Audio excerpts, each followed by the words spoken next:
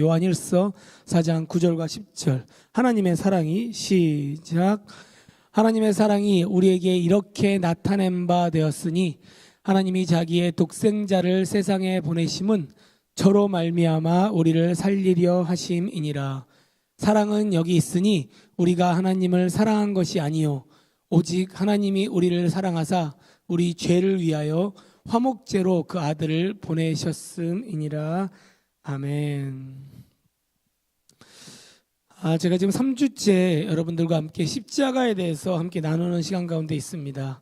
우리는 지난주 2주 동안 십자가가 보여주고 있는 두 가지 관점을 함께 살펴보았습니다. 하나는 하나님의 지혜라는 것이고 또 하나는 하나님의 공의였습니다. 그리고 오늘 마지막으로 여러분들에게 세 번째 관점을 나누고자 하는데 그것은 바로 하나님의 사랑입니다. 지난주의 내용과 이번 주의 내용이 사실은 공의와 사랑은 동전의 양면과도 같은 것이기 때문에 제가 잠시 짧게 좀 복습을 하고 넘어가기를 원합니다. 우리는 지난주에 십자가에서 어떻게 하나님의 공의로움이 드러나는지 함께 살펴보았습니다. 그것은 저와 여러분을 포함한 아담으로부터 나온 모든 인류가 하나님 앞에 불순종함으로써 지은 죄의 대가가 얼마나 끔찍한지를 보여주는 것이었습니다.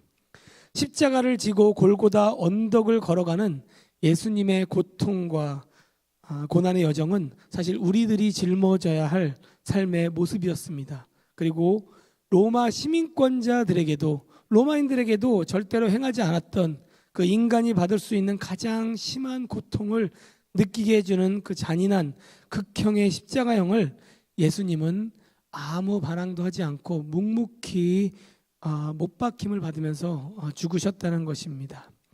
너무나 처참한 죽음의 광경이었기 때문에 사실은 아이들에게도 보여주기엔 너무나 끔찍하고 또 우리가 굳이 눈을 뜨고 보고 싶지 않은 그 끔찍한 예수님의 고난을 우리는 계속해서 기억해야만 합니다.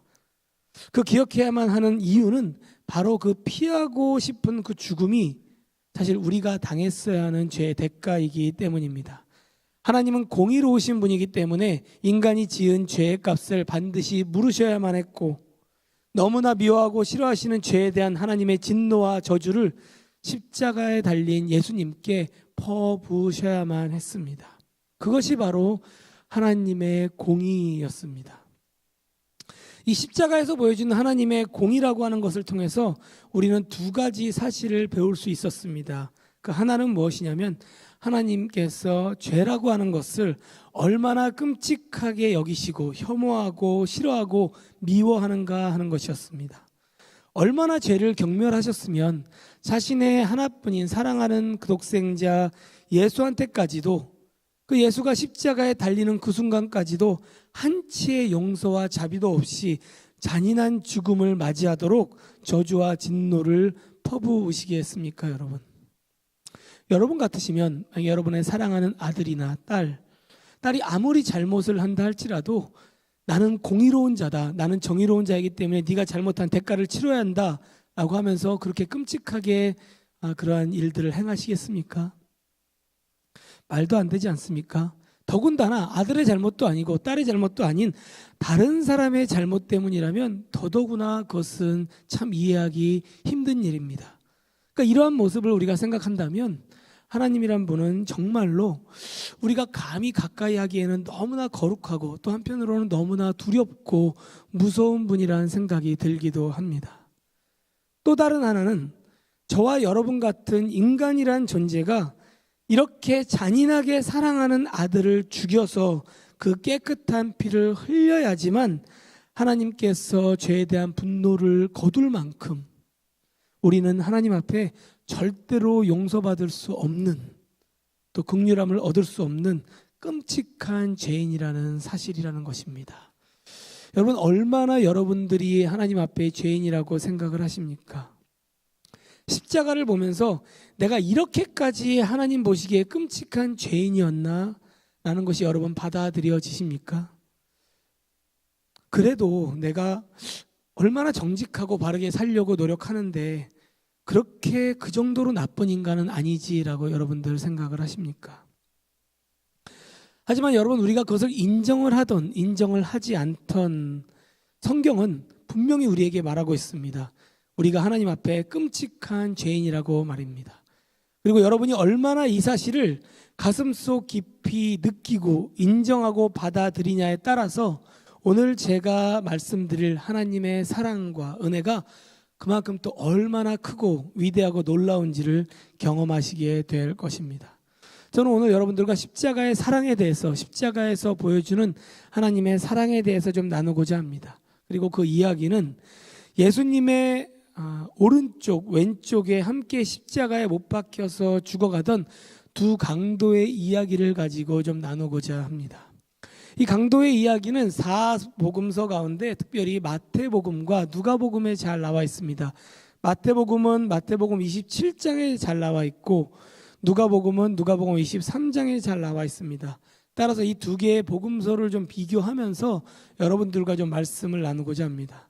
여러분들도 성경이 있으시면 마태복음 27장과 누가복음 23장을 한번 이렇게 표시를 해놓으시고 좀 왔다 갔다 거리면서 좀 보셨으면 좋겠습니다. 제가 말씀을 여기에 띄우긴 하는데 아마 성경이 있으면 여러분들이 좀 더 이해하는 데 도움이 되시리라는 생각이 듭니다.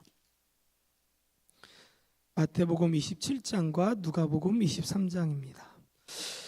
먼저 마태복음 27장을 좀 보려고 합니다. 마태복음 27장은 37절부터 44절의 내용인데 여기에 먼저 38절의 말씀을 한번 보도록 하겠습니다. 한번 거기에 보시게 되면 이러한 말씀이 있습니다. 이때 예수와 함께 강도 둘이 십자가에 못 박히니 하나는 우편에 하나는 좌편에 있더라라고 이렇게 말합니다. 자, 여러분들의 그림을 좀 한 가지 보여드리겠습니다. 여기 보시면 여러분 이 그림은 렘브란트라고 하는 네덜란드의 화가가 있습니다. 1600년도에 살았던 화가인데 그분이 1653년에 세계의 십자가라는 제목으로 그린 그림입니다. 그래서 이분의 그림 가운데 가장 유명한 것 중에 하나는 이 탕자의 이야기가 담겨진 누가복음 15장의 그림이 우리에게 잘 알려져 있는데 이 그림도 아주 유명한 그림 중에 하나입니다. 이건 프랑스의 파리의 박물관에 있다고 하는데 여기에 보시면 이제 세 개의 십자가가 이렇게 그려져 있고 거기에 우리는 자세하게 보이지 않은데 여기에 서 있던 예수님의 어머니 마리아와 또 그 주변에 있던 사람들의 모습을 그리고 있습니다. 그리고 또 하나의 그림은 그 당시 비슷한 시기에 살았던 피터 폴 루벤스라고 하는 벨기에 화가가 그린 그 1620년에 쓴 똑같은 또 세 개의 십자가라고 하는 그림입니다. 그러니까 여러분 제가 이 그림을 보여드리는 이유는 당시에 있었던 그 예수님이 달렸던 그 모습을 한번 여러분도 시각적으로 한번 상상해 보시라고 이렇게 보여드리는 것입니다.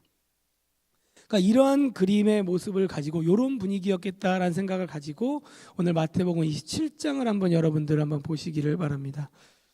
한번 39절부터 이렇게 쭉 한번 보시기 바랍니다. 거기 보시면 그 강도 둘이 달려 있고 거기에 주변에 있는 사람들이 지금 예수님을 향해서 모욕하는 내용들이 나옵니다. 그러니까 머리를 흔들면서 예수를 모욕하고 성전을 헐고 사흘에 짓는 자여 네가 한번 하나님의 아들이거든 구원하면서 한번 내려와 봐라 이렇게도 말하고 대제사장과 서기관과 장로들고 희롱하고 욕을 하고 쭉 내려오면서 거기에 44절 제가 노란 표시로 되어 있는 44절을 한번 여러분 한번 주시하시길 바랍니다. 한번 같이 한번 읽어볼까요? 함께 시작.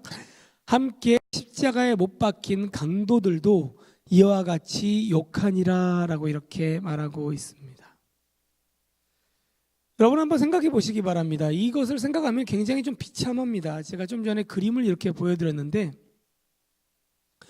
여러분 옆에 있던 강도가 누구입니까? 이 강도는 자신들도 큰 죄를 지면서 십자가형을 받을 수밖에 없는 엄청난 그러한 사형을 받은 자들인데 지금 그러면서 신성모독죄로 십자가에 달렸던 예수를 향해서 자신은 예수보다 낫다고 생각하였는지 같이 욕을 지금 하고 있는 것입니다. 모욕하는 것입니다.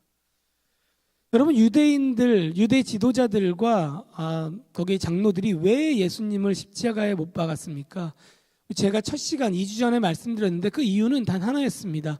예수를 십자가에 못을 박긴 박아야 되는데 그냥 십자가에만 못 박으면 또 주변에 있었던 예수를 지지하던 사람들이 왜 죄 없는 예수를 십자가에 못 박았냐 이렇게 반란을 일으키거나 나중에 또 그거 가지고 문제를 삼을까 봐 염려가 되어서 기양 못 박을 거 완벽한 죄인으로 만들자 해서 양쪽에 가장 심한 죄를 지은 극형에 해당하는 사람들을 세우면 이 죄인들과 똑같은 취급을 받을 것이기 때문에 예수도 같은 죄인으로 사람들이 생각하기 때문에 더 이상 예수가 죄가 없다라고 오해하는 일들이나 반란을 일으키는 일들이 없을 거라고 생각하기 때문에 이렇게 세운 것입니다. 그런 의미에서 본다면 이 죄인들마저도 지금 예수를 향해서 욕을 하고 있으니까 유대인들의 전략은 어떻게 한 것입니까? 성공한 것입니까? 실패한 것입니까? 완벽하게 성공을 한 것입니다. 어느 누구도 예수를 놓고 죄인이 아니라고 말할 자는 없기 때문입니다. 심지어 같이 십자가에 달린 강도들도 욕할 정도라면 세상 그 어느 누구가 예수를 죄인이 아니라고 말하겠습니까? 그리고 한번 상상을 해보시기 바랍니다. 그 누가 이 피투성이가 되어서 비참하게 못 박혀 3명의 죄인이 죽어가는 십자가에서 선한 것이 나오겠으며 아름답고 감동적인 일이 일어날 것이며 놀라운 기적이 일어난다고 상상이나 하겠습니까? 이것이 마태복음 27장에서 보여주는 예수님의 모습이었습니다. 그런데 누가복음은 좀 다른 관점에서 우리에게 보여줍니다. 놀라운 일들이 일어납니다. 누가복음 23장으로 한번 가보겠습니다. 누가복음 23장을 보게 되면 32절부터 42절의 말씀을 한번 보시기 바랍니다. 거기에 보시면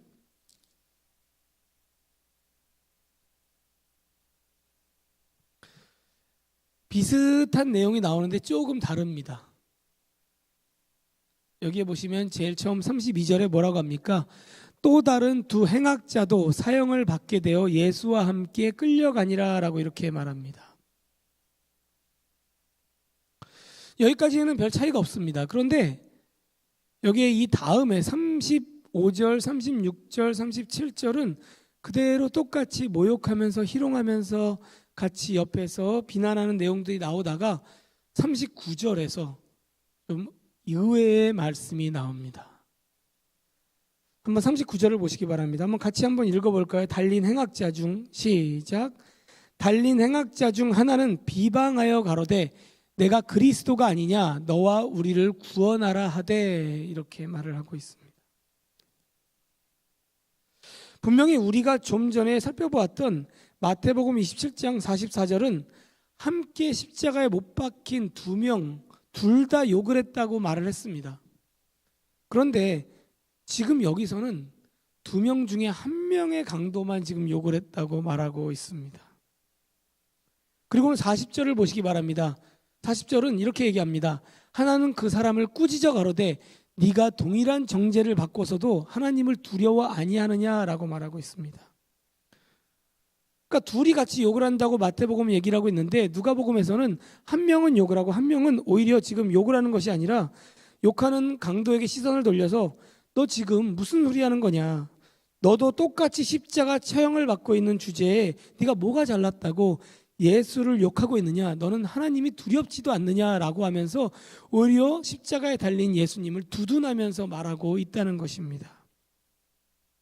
여러분, 이게 도대체 무슨 일입니까? 그래서 우리는 복음서를 읽을 때, 우리는 성경을 읽을 때 하나만 가지고 읽게 되면 잘못된 해석을 할 수 있습니다. 특별히 복음서는 이 전체 4복음서를 가지고 다 함께 읽어야지만 이 전후 상황을 알아야지만 성경에서 말하고 있는 하나님의 메시지가 무엇인지를 이해할 수 있습니다. 마태복음이나 누가복음이나 둘 다 성령님의 감동으로 쓰여진 하나님의 말씀이 분명할 것입니다.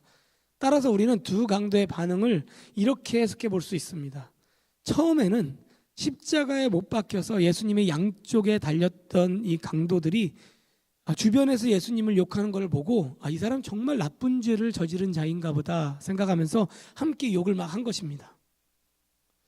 그런데 뭐 십자가에 달려 있는 시간이 얼마나 길었겠습니까? 그 사람들이 다 결국은 죽지 않았습니까? 근데 얼마 안 되는 십자가에 달린 이 짧은 시간 동안 한 명의 강도에게는 놀라운 일이 지금 일어난 것입니다. 그 놀라운 일이 무엇입니까? 이 41절의 고백입니다. 한번 보시기 바랍니다. 한번 같이 한번 읽어볼까요? 시작. 우리는 우리의 행한 일에 상당한 보응을 받는 것이니 이에 당연한 거니와 이 사람의 행한 것은 옳지 않은 것이 없느니라 하고 이렇게 말하고 있습니다. 그러니까 우리는 우리의 행한 일에 대해서 상당한 보응을 받는 것이니 이에 당연한 거니와. 그러니까 불과 몇 분 아니면 뭐 한두 시간 전까지만 하더라도 예수님을 향해서 막 욕을 하였던 한 명의 강도가 이제는 태도가 완전히 바뀐 것입니다. 지금 뭐라고 하는 것입니까? 지금 한 명의 강도, 예수님께 비난하는 강도에게 대해서 당신이나 나나 우리 둘은 십자가에 달려서 죽을 만한 그러한 죄를 지은 나쁜 사람들 아니냐. 그러니까 우리가 십자가에 못 박혀 죽는 건 너무나 당연하다. 하지만 여기에 지금 우리 가운데 있는 십자가에 달려있는 이분은 이런 데서 죽을 뿐이 아니다라고 지금 말하는 것입니다. 여러분 어떻게 생각하십니까? 너무나 놀랍지 않습니까, 여러분? 사실 이런 것이 기적 아닙니까? 이건 분명히 인간의 힘으로 하신 것이 아닐 것입니다. 성령께서 인도하신 것입니다. 그러니까 이렇게 성령의 인도함을 받아서 자신이 십자가에 죽을 수밖에 없었던 당연한 죄인임을 깨달은 이 한 강도는 자신과는 지금 전혀 다른 삶을 살아온 예수님을 향해서 이렇게 지금 외치는 것입니다. 뭐라고 합니까? 42절에 보면 이렇게 말합니다. 한번 읽어볼까요? 가로되 시작. 가로되 예수여 당신의 나라에 임하실 때 나를 생각하소서 하니. 그리고는 이 놀라운 고백을 들은 예수님은 이렇게 그에게 놀라운 약속을 하십니다. 43절입니다. 제가 한번 읽어드리겠습니다. 예수께서 이르시되 내가 진실로 내게 이르노니 오늘 네가 나와 함께 낙원에 있으리라 하시니라. 여러분 이것이 두 강도의 이야기의 전체 내용입니다. 제가 굉장히 짧게 그냥 훅 이렇게 지나가면서 설명을 드렸는데 여러분 이 말씀 안에 특별히 이 두 강도 가운데서도 마지막에 예수님께서 오늘 네와 나와 함께 낙원에 있으리라 라고 하는 이 말씀을 받은 구원받은 이 강도의 이야기를 통해서 하나님께서는 우리에게 하나님의 사랑이 무엇인지를 지금 보여주고 있다는 것입니다. 저는 그것을 좀 여러분들과 몇 가지 좀 나누고 보자 합니다. 십자가에 나타난 하나님의 사랑은 과연 어떠한 사랑인가? 첫 번째는 십자가의 사랑은 죄도 없고 또 억울하게 누명을 쓰고 있었던, 그래서 죽어가는 사형틀 위에서도 자신보다 다른 사람을 먼저 생각하고 용서를 구하는 사랑이 바로 십자가의 사랑이라는 것입니다. 우리가 누가복음을 살펴봤는데 누가복음에 우리가 쓱 지나갔던 34절을 한번 보시기를 원합니다. 한번 34절 한번 같이 한번 읽어볼까요? 이에 예수께서 시작. 네, 아버지여 저희를 사하여 주옵소서 자기의 하는 것을 알지 못함이니이다 하시더라. 예수님은 유대 지도자들과 장로들이 자신의 십자가 옆에 두 강도를 세울 때 왜 이들이 예수님 양옆에 그들을 두는지 예수님은 누구보다 잘 알고 있었습니다. 이들은 예수를 그냥 죽이는 것도 부족하다고 여겨서 완전한 죄인을 만들려고 이렇게 한 것입니다. 그리고 이것은 하나님 앞에 또 다른 죄를 짓는 것이었습니다. 여러분 안 그래도 십자가에 예수님을 못 박는 것도 큰 죄를 짓는 것인데 그 옆에 강도까지 세워서 예수님을 완전한 죄인으로 만들려고 했으니 정말 이들이 무슨 짓을 하고 있는 것입니까? 그런데 예수님은 이러한 유대 지도자들과 장로들의 행동을 정죄하는 것이 아니라 주님 좀 보십시오. 아버지 보십시오. 이들이 지금 무슨 짓 하는지 좀 보십시오. 이들을 좀 가만히 두면 안 됩니다. 이렇게 얘기하는 것이 아니라 오히려 하나님께 기도하는 것입니다. 아버지 저들을 용서하여 주시옵소서. 저들은 지금 자신이 무엇을 하고 있는지 모릅니다. 부디 긍휼을 베풀어 주시옵소서라고 말하고 있다는 것입니다. 여러분, 세상에 자신이 죽어가면서 다른 사람을 용서해달라고 강구하는 자가 어디 있습니까? 여러분, 그런 분 보신 적 있습니까? 여러분, 이것이 바로 하나님께서 저와 여러분들에게 행하시는 십자가의 사랑이라는 것입니다. 두 번째 보여주는 십자가의 사랑은 좀 전까지 비난하고 모욕하던 죄인에게 회개의 영을 부어주고 용서와 자비를 베풀어 주시는 사랑이다라는 것입니다. 우리가 좀 전에 살펴본 것처럼 예수님은 십자가에 함께 달려있던, 그래서 자신을 비방하고 욕하던 죄인이었던 그 두 명의 강도 가운데 한 강도의 마음을 바꾸셨습니다. 이거는 예수님께서 바꾼 것입니다. 하나님께서 바꾸신 것입니다. 성령께서 그 일을 행하신 것입니다. 그리고는 하나님께서는 어떻게 하십니까? 그의 죄를 용서하고 자비를 베풀어 주셨다라고 하는 것을 우리는 알 수 있습니다. 어떻게 합니까?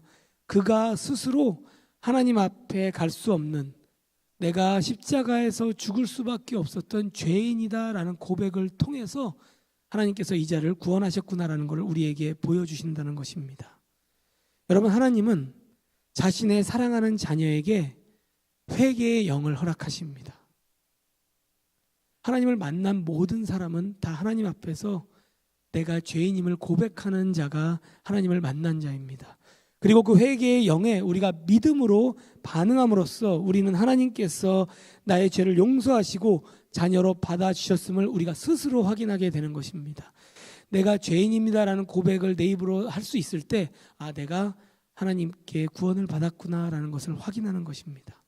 여러분, 내가 아무리 하나님 앞에 큰 죄를 지었다 할지라도 하나님은 우리의 마음을 바꾸고 용서하실 수 있는 그런 능력 있는 분이라는 것이 오늘 여기서 보여주는 십자가의 모습이라는 것입니다.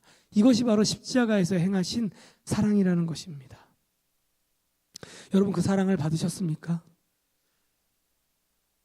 세 번째 우리에게 보여주시는 십자가의 사랑은 죄인을 구원하는 초월적인 사랑이라는 것입니다. 여러분, 이 십자가에 죽은 이 달린 이 강도들은 불과 몇 시간 뒤면은 다 숨이 끊어질 사람들입니다. 더군다나 예수님 자신도 몇 시간 뒤면 숨이 끊어질 상황에 처해 있었습니다. 그런데 자신이 당장에 숨이 끊어질 그 상황 가운데서도 같이 죽어가고 있던 한 영혼의 당신의 나라에 임하실 때 나를 생각하소서라고 하는 이 고백, 이 강구, 이 부르심을 예수님께서는 그냥 지나치지 않으신다는 것입니다. 그리고는 내가 진실로 내게 이르노니 오늘 내가 나와 함께 낙원에 있으리라 하시면서 놀라운 구원의 약속을 지금 베풀어 주고 있다는 것입니다. 여러분, 이 죽어가는 죄인들이 하는 이야기를 지금 여러분 한번 상상해 보시기 바랍니다. 저희가 아까 그림을 봤는데 지금 이것을 비밀리에 하는 것이 아닙니다. 우리가 함께 아까 살펴보았던 이 그림에서 어떻게 보입니까? 여기에 수많은 사람들이 지금 예수님을 지켜보는 가운데 있습니다. 그렇다고 한다면 지금 이들이 하고 있는 이야기는 공개적인 이야기입니다. 공개 처형을 하고 있는 것입니다. 그런데 지금 둘이서 하고 있는 얘기를 한번 여러분 상상해 보시기 바랍니다. 주님, 저를 기억하여 주시옵소서. 내가 너를 용서하노라. 내가 낙원에 너를 있게 하겠다라고 하는 이 두 명의 대화를 보면서 이 밑에서 보고 있던 사람들이 뭐라고 하겠습니까? 아이고, 놀고들 있네. 그러지 않겠습니까, 여러분? 드라마나 영화를 한번 상상해 우리가 만든다면 그렇게 만들지 않겠습니까? 아니, 자기 목숨 하나도 지키지 못하면서 피 흘리면서 죽어가는 주제에 무슨 주여 나를 생각하소서, 네가 나와 함께 낙원에 있으리라. 완전히 이 사람들이 지금 맛이 갔구나, 제정신이 아니구나, 이렇게 생각하지 않겠습니까, 여러분? 그런데 여러분, 이 말씀은 진리라는 것입니다. 사실이라는 것입니다. 예수님은 진실로 하나님의 아들이었고 십자가 위에서 이 약속한 이 내용은 놀라운 하나님의 응답이자 하나님의 이루신 성취였다는 것입니다. 한순간에 지옥행을 바라보고 있었던 한 죄인을 천국행으로 바꾸시는 인간의 한계를 넘어서는 초월적인 사랑을 지금 보여주고 있다는 것입니다. 이것이 바로 십자가에서 우리에게 보여주시는 하나님의 사랑이라는 것입니다. 마지막으로 우리에게 보여주시는 하나님의 사랑이 있는데 그것은 뭐냐면 은혜의 사랑이라는 것입니다. 여러분, 은혜라고 하면 여러분 은혜가 무엇입니까? 은혜는 받을 만한 자격이 없는데 주어지는 선물이 바로 은혜라고 얘기를 합니다. 여러분, 이 강도의 모습을 한번 보시기를 바랍니다. 이 강도가 구원받을 근거가 얼마나 있다고 생각을 하십니까? 이 십자가에 지금 예수님 옆에 달려있는 이 강도가 하나님께서, 예수님께서 내가 너를 용서하겠다라고 할 수 있는 근거는 0.0000001%도 없는 그냥 0%입니다. 전혀 없습니다. 이 자는 예수님께서 그냥 용서하지 않고 그냥 너는 네 지은 대가가 충분히 네가 죽어도 마땅한 죄니까 너는 그냥 십자가에 죽고 영원히 지옥이나 가라라고 그렇게 저주와 심판을 하더라도 본인도 인정할 수밖에 없는 그러한 죄인이었습니다. 근데 그런 자를 하나님께서는 회개의 영을 부어주시고 믿음을 주셔서 영생의 삶으로 지금 인도하고 있다는 것입니다. 그게 바로 은혜라는 것입니다. 그런데 여러분, 반대로 또 다른 면에서 그렇다면 구원을 받고 나서는 어떻습니까? 구원을 받고 나서는 조금이라도 하나님 앞에 이 자가 나아갈 것이 있어서, 특별히 이 자가 열심히 하나님 앞에 살았기 때문에 이 자가 특별히 이 자의 삶을 봐서, 그래 너는 지금은 엄청난 죄인이었지만 그래도 나중에 네 삶을 보니까 너는 그래도 구원받을 만한 근거가 있으니까 내가 너를 구원하겠다라고 하는 그런 특별한 선택을 받은 것일까요? 이 자가 구원받은 이후의 삶의 모습 때문에 하나님께서 미리 작정하시고 이 자를 근거하셔서 이 자를 구원하신 것일까요? 이 강도는 구원받자마자 불과 몇 시간 뒤에 바로 죽었습니다. 그렇기 때문에 이 자가 구원 이후의 삶에 있어서 이 자의 삶이 구원에 영향을 미친 것 역시 0.00001%도 안 되는 그냥 0%라는 것입니다. 여러분, 많은 신앙인들이 착각하는 가운데 있습니다. 우리가 신앙생활을 하면서 참 오해하는 것 중에 하나는 뭐냐면, 내가 예수를 믿고 어떻게 사느냐에 따라서 나의 구원이 조금이라도 영향을 받는다라고 생각하는 것입니다. 그래서 우리가 보통 주위에 신앙생활을 한다고 하면서 주변에 예배를 잘 안 나오거나 봉사를 잘 안 하거나 좀 신앙의 모습으로서 좀 거기에 미치지 못하는 분들을 보면서 우리가 뭐라고 합니까? 당신 이렇게 살아가지고 하나님 나라에 가겠어? 당신 이렇게 해가지고 하나님께서 당신을 긍휼히 여기시겠어? 당신 이렇게 하면 하나님께서 당신을 버릴지도 몰라. 그냥 이런 말을 우리가 너무나 쉽게 내뱉는다는 것입니다. 똑바로 살아야 하나님께서 좀 받아주시지 라고 말한다는 생각을 우리가 너무나 많이 갖는다는 것입니다. 그리고 주변에 실제로 그런 분들이 있습니다. 근데 여러분, 제가 이 시간 분명히 말씀드리는데요, 여러분이 예수님 앞에 죄인임을 회개하고 예수님을 나의 구세주입니다 라고 믿음으로 영접하신 분이라면, 우리가 주일 예배를 안 나오고 11조를 하나도 안 내고 교회 봉사를 정말 하나도 하지 않는다고 하더라도 우리는 구원을 받습니다. 자, 이렇게 얘기하면 여러분들 마음에 어떠한 마음이 드십니까? 그래도 그건 아닌 것 같은데, 이런 생각이 드십니까? 여러분들 마음에 조금이라도 불편함이 있는 분들은 오늘 이 강도를 꼭 기억하시기를 바랍니다. 오늘 구원받은 강도를 한번 보시기 바랍니다. 여러분, 이 자가 주일 예배를 한 번이라도 참석했을까요? 11조라는 거 한 번이라도 내봤을까요? 교회 봉사라는 거 뭐 단 한 번이라도 해봤을까요? 이분은 그냥 죽었잖아요. 이 자는 그냥 몇 시간 뒤에 그냥 바로 죽었습니다. 한 번도 섬김이라도 해본 적도 없는데도 구원받았다고 분명히 성경에서 말하지 않습니까? 분명히 낙원에 간다라고 말하지 않습니까? 여러분, 구원은 우리의 행위라는 아무 상관이 없습니다. 그것이 우리가 구원을 받기 전에 행했던 행위이든 아니면 우리가 구원받은 이후에 행했던 행위가 어떠한 행위든지 말입니다. 오직 우리의 구원은 어디에 달려 있습니까? 그것은 예수님께서 십자가에서 행하신 죽음과 부활의 공로 때문에만 우리의 구원이 결정된다는 것입니다. 그래서 은혜다라고 말하는 것입니다.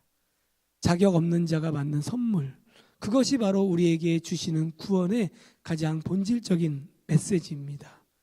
이 우리의 노력과 행위를 전혀 필요로 하지 않으시고 공짜로 아무런 대가도 요구하지 않는 그 놀라운 사랑이 바로 십자가에서 우리에게 보여주시는 은혜의 사랑이라는 것입니다.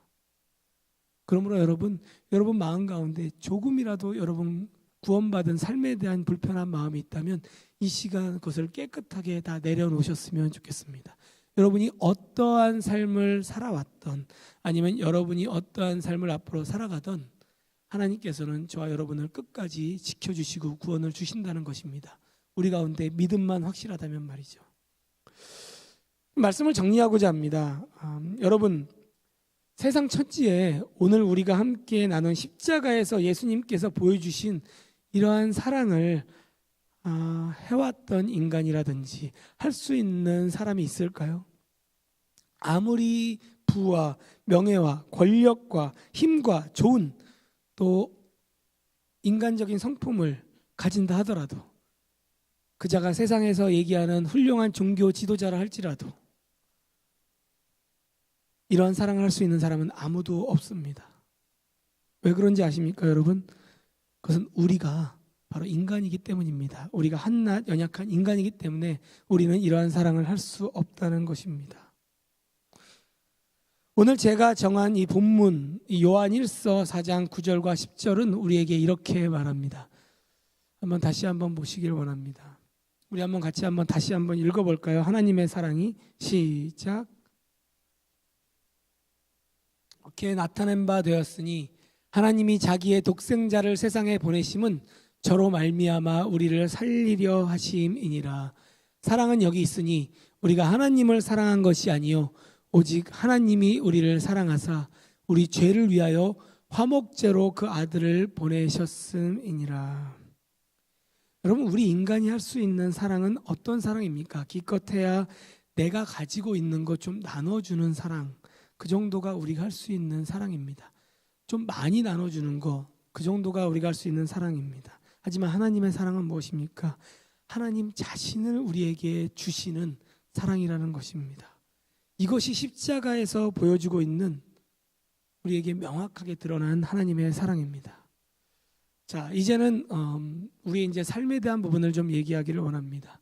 제가 좀 전에 분명히 우리의 구원에는 우리의 삶이 전혀 연관되지 않는다고 말씀드렸습니다. 그렇다고 하면 우리가 이제 이러한 마음이 듭니다. 이제는 놀라운 내가 은혜의 사랑을 받았으니 땡큐 하면서 감사하고 우리가 살고 싶은 대로 살아도 되는 것일까요? 여러분 제가 분명히 그렇게 살아도 된다고 말씀드렸잖아요. 분명히 맞습니다. 우리가 예배를 나가든 안 나가든 11조를 내든 안 내든 봉사를 하든 사실 우리의 구원과는 아무런 상관이 없습니다. 그런데 여러분 이 말씀 한번 보시기를 바랍니다. 참 성경은 우리에게 많은 것들을 말하는데 이러한 말씀이 있습니다.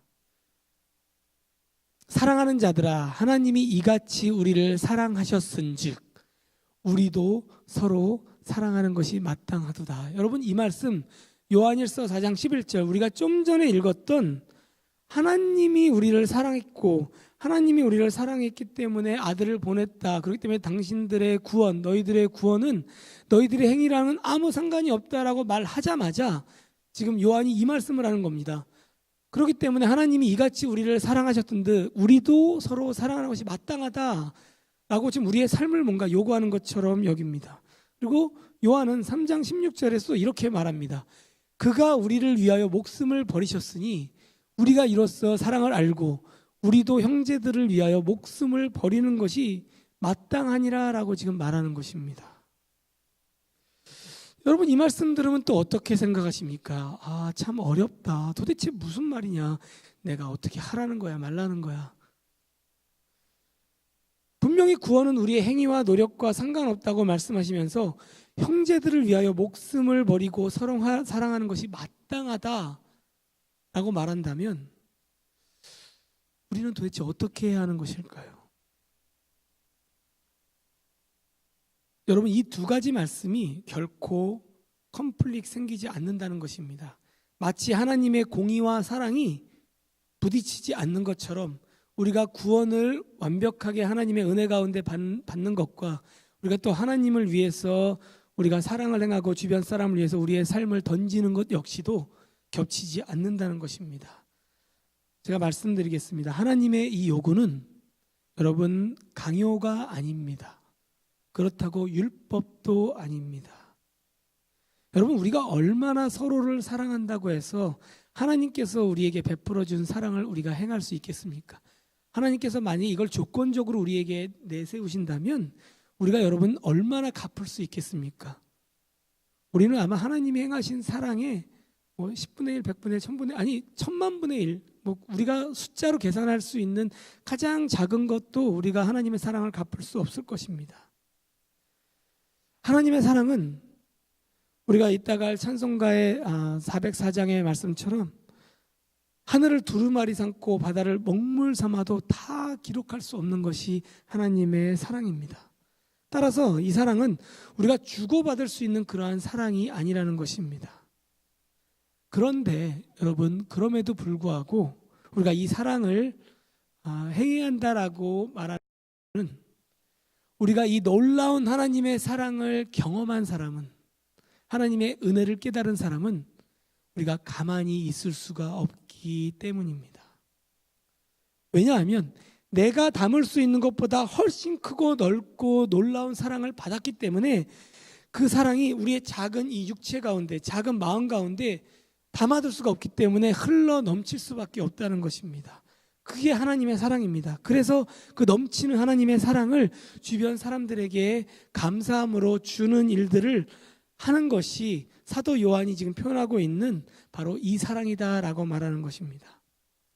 제가 여러분들에게 한 가지 예화만을 좀 나누고 좀 마칠까 합니다. 많은 사람들이 이러한 생각을 합니다. 예수 믿으면 희생과 헌신을 자꾸 강조를 하니까 이 강도의 사건을 보면서 잘 됐다. 그래, 나도 이 강도처럼, 구원받은 강도처럼 내가 원하는 대로 잘 살다가 나중에 죽기 전에 저 예수님 믿을게요 이렇게 딱 손들고 얘기하면서 딱 바로 그때 죽으면 구원받으면 되지 않냐. 그래서 여러분들 가장 예수를 잘 믿는, 전도 가장 잘 되는 곳이 어디입니까? 병원입니다. 병원에서 죽어가는 분들에게 복음을 전하면 거의 웬만한 분들은 다 복음을 받아들입니다. 어차피 죽는데 이 강도의 이야기를 하면서 당신 낙원에 갈 수 있다라고 얘기하는데 누가 받아들이지 않겠습니까? 물론 거기에도 은혜가 필요하긴 하지만 말이죠. 근데 여러분 한번 생각을 해보시기 바랍니다. 이 구원받은 강도가 죽으면서 이제는 내가 죽자마자 바로 영생을 얻을 것이니까 예수님께서 나에게 낙원에 가겠다라고, 갈 수 있다고 약속을 하셨으니까 땡큐 너무나 감사하다라고, 그리고 그냥 확 자신의 낙원 가는 삶을 소망하면서 그렇게 죽었을까요? 물론 기쁨도 있었을 것입니다. 하지만 여러분, 그 자는 아마도 예수 믿는 자 가운데 가장 속상하고 마음 아파하고 괴로워하면서 인생을 마감했던 자가 그 자일런지도 모른다라는 것을 한번 생각해 보시기 바랍니다. 왜 그럴까요? 왜 이 자가 죽어가면서 가장 마음이 아프고 괴롭고 힘든 인생을 살아갔을까요? 그 짧은 몇 시간의 시간 동안이라도 말이죠. 왜냐하면 그는 하나님을 위해, 예수님을 위해 살아볼 기회조차 없었기 때문입니다. 그가 만일 여러분 그 순간 십자가에서 죽어야 되는데 갑자기 밑에서 당신 십자가에서 안 죽어도 된다라고 하면서 십자가에서 내려지는 놀라운 그런 은혜를 입어서 그 사람의 생명이 건져졌다고 한번 생각해 보시기 바랍니다. 그랬다면 그의 인생이 어땠을 것 같습니까, 여러분? 그가 어차피 구원받았으니까 막 인생을 살았을까요? 다시 죄 지으면서 예전에 살았던 그 인생을 살았을까요? 절대로 그렇게 살지 않았을 것입니다. 그는 누구보다도 예수 그리스도의 제자로서 복음을 증거하는 증인으로 자신의 생명을 아끼지 않고 한 영혼을 위해서 살았을 것입니다. 왜 그럴까요? 예수님의 죽으심을 누구보다도 눈으로 본 자이잖아요. 그리고 자신이 누구보다도 십자가에 달릴 수밖에 없었던, 죽을 수밖에 없는 죄인이라는 것을 피부로 경험한 자 아닙니까? 그리고 자신이 받은 은혜가 얼마나 크다는 것을 직접 목격하고 삶으로 누린 자인데, 예수님의 그 놀라운 그 은혜를 수많은 사람들, 아직 깨닫지 못하는 자들에게 전해주고 싶어서 그 사랑을 전달하지 못해서 안달하지 않았겠습니까? 그는 아마 그 인생을 누구보다도 열심히 살고 아마 하나님을 위해서 순교의 삶을 기꺼이 살았을 것입니다. 그것이 바로 여기에서 말하는 요한일서 3장 16절과 요한일서 4장 11절 말씀이 말하는 성도의 삶이라는 것입니다, 여러분. 그 적용이 바로 여기에 나오는 것입니다. 진정한 사랑을 맛본 자는 그 사랑에 감사하며 넘치는 사랑을 흘려보내면서 살아갈 수밖에 없다는 것입니다. 여러분들은 십자가의 하나님의 사랑을 진정으로 경험하셨습니까, 여러분?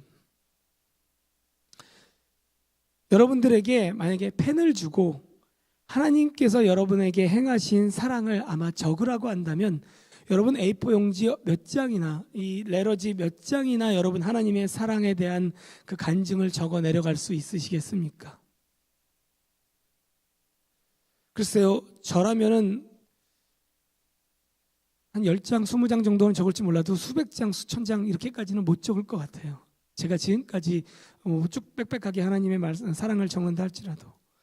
근데 여러분, 찬송가 404장 우리가 이제 좀 있으면 부르겠지만 거기에 뭐라고 합니까? 이 하나님의 사랑을 맛본 이 찬송에 쓴 저자의 고백을 한번 보시기 바랍니다.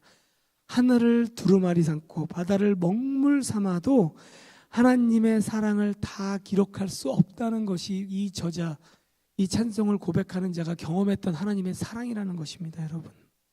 여러분들에게 이 고백이 있으십니까? 이 고백을 우리가 얻을 수 있다면 얼마나 인생이 행복하겠습니까? 이 사랑을 경험하고 살아가는 인생이 예수를 만난 자의 축복된 삶이라는 것입니다. 이러한 사랑을 경험한 사람이 세상에 무엇이 두렵겠습니까, 여러분? 세상에 무엇이 부러울까요? 그는 이 세상의 어떤 부유함보다도 어떤 명예보다도 어떤 힘과 권력보다도 이러한 사랑을 경험한 자는 부유한 인생을 사는 것이고 명예로운 인생을 사는 것이고 세상에 가장 높임받은 인생을 살아가는 자일 것입니다. 왜 그렇습니까? 왜냐하면 세상 만물의 주인이신 하나님을 이미 소유했기 때문입니다. 여러분, 바라옵기는 이 사랑을 좀 십자가를 통해서 만났으면 좋겠습니다. 그래서 저와 여러분이 이 사랑을 통해서 놀라운 십자가의 사랑을 경험하며 누리며 세상이 감당할 수 없는 그 삶을 살아갔으면 좋겠습니다. 하나님께서 그 삶을 살아갈 수 있도록 오늘도 은혜 주시고 또 우리 교회에도 은혜 주시기를 소원합니다.